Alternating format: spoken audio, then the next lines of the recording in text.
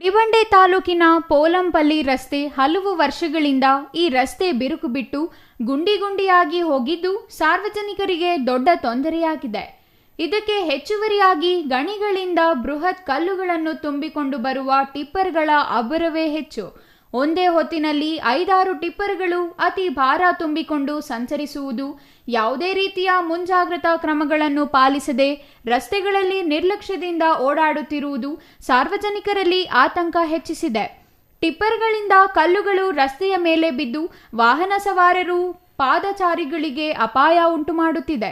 ವಿಶೇಷವಾಗಿ ಮಕ್ಕಳು ಶಾಲೆಗೆ ಹೋಗಿ ಬರುವ ಸಮಯದಲ್ಲಿ ಈ ಮಾರ್ಗ ಬಳಸುವ ಗ್ರಾಮಸ್ಥರು ಭೀತಿಯಲ್ಲಿದ್ದಾರೆ. ಕಲ್ಲುಗಳು ಬಿದ್ದರೆ ಜೀವ ಉಳಿಯುವುದೇ ಕಷ್ಟ ಎಂಬ ಭಯ ಪ್ರತಿಯೊಬ್ಬರ ಮನದಲ್ಲೂ ನೆಲೆಸಿದೆ. ಲಕ್ಷ್ಮಣ ರೆಡ್ಡಿ ಅಂತ, ಇಲ್ಲಿ ನಮ್ದು ರೈತರು ನಾವೆಲ್ಲ.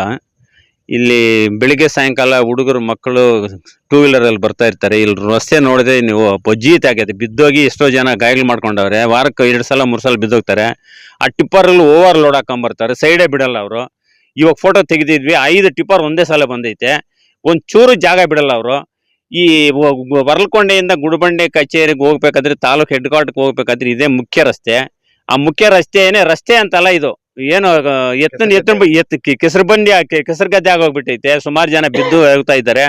ಈ ಟಿಪ್ಪರ್ ಓವರ್ ಲೋಡ್ ಯಾರು ಪರ್ಮಿಷನ್ ಕೊಟ್ಟಿರೋದು? ಜಿಲ್ಲಾಧಿಕಾರಿಗಳಿಗೂ ಮನವಿ ಮಾಡ್ತಾ ಇದೀವಿ. ಇಲ್ಲಿ ಬಂದು ಒಂದ್ಸಲ ಸ್ಪಾಟ್ ಇನ್ಸ್ಪೆಕ್ಷನ್ ಮಾಡಿ ನಿಮ್ಗೆ ಅರ್ಥ ಆಗ್ತದೆ ನಮ್ಮ ರೈತರ ವ್ಯವಸ್ಥೆ ಹೆಂಗೈತೆ ಅಂತ. 2 ವೀಲರ್ ಹೋಗೋಕ್ಕಾಗಲ್ಲ, ಮಕ್ಕಳು ಹೋಗೋಕ್ಕಾಗಲ್ಲ, ಬೆಳಗ್ಗೆ ಸಾಯಂಕಾಲ ನೈಟ್ ಆದ್ರೆ ಈಚೆಗೆ ಬರೋಕ್ಕಾಗಲ್ಲ ಸರ್ ಟಿಪ್ಪರ್ ಬಂದ್ರೆ. ಗ್ರಾಮಸ್ಥರು ಹಲವು ಬಾರಿ ಅಧಿಕಾರಿಗಳಿಗೆ ದೂರು ನೀಡಿದರೂ ಯಾವುದೇ ಕ್ರಮ ಕೈಗೊಳ್ಳದಿರುವುದು ಬೇಸರ ಮೂಡಿಸಿದೆ. ತಕ್ಷಣ ಅಕ್ರಮವಾಗಿ ಸಂಚರಿಸುವ ಟಿಪ್ಪರ್ಗಳ ವಿರುದ್ಧ ಕ್ರಮ ಜರುಗಿಸಿ ರಸ್ತೆ ದುರಸ್ತಿಗೆ ಮುಂದಾಗಬೇಕು ಎಂದು ಜನರು ಆಗ್ರಹಿಸಿದ್ದಾರೆ.